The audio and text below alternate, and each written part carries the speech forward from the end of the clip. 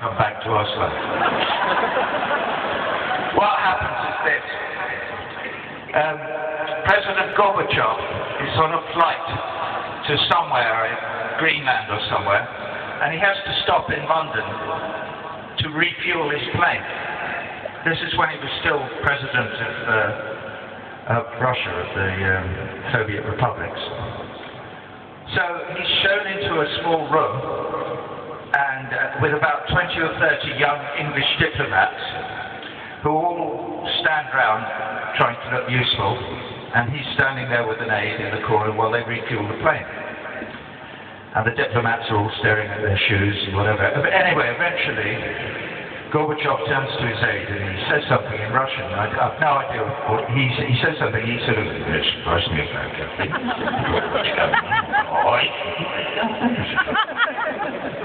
so the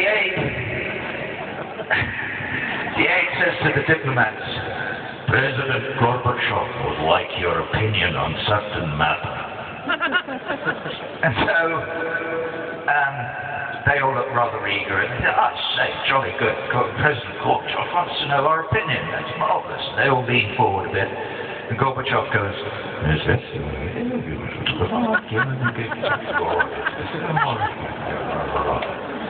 President Gorbachev would like to know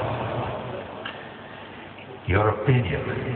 How you think history of world would have been changed if President Khrushchev was assassinated rather than President Kennedy?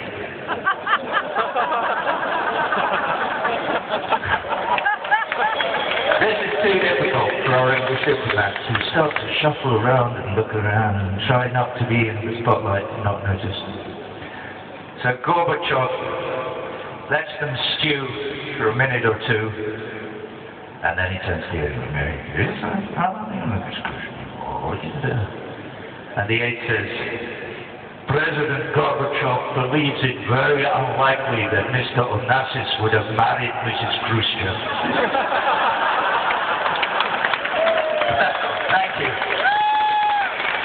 They're still on it. So anyway, many years go by, until a couple of years ago, I'm at the Berlin Film Festival, and it's an adjunct to the main festival. It's a thing called Cinema for Peace, and they're honouring a number of people, two of whom are me and President Gorbachev. So I get to meet the great man, and I'm at having a glass of champagne before a press conference, and there he is, with his extremely attractive granddaughter, Anastasia, I think her name. Anyway, and I thought, I have to find out if this story is true or not.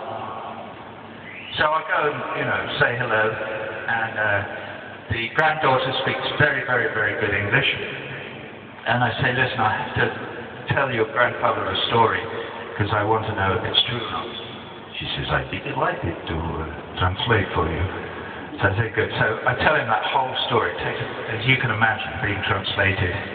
It took forever. And he stands there like this, and occasionally, that's it. And when I've finished, he turns to the granddaughter and he goes,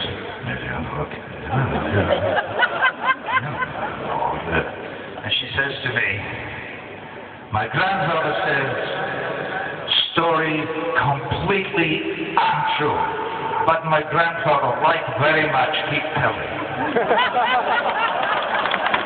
That's it, I'm going to go backstage now and get my screwdriver.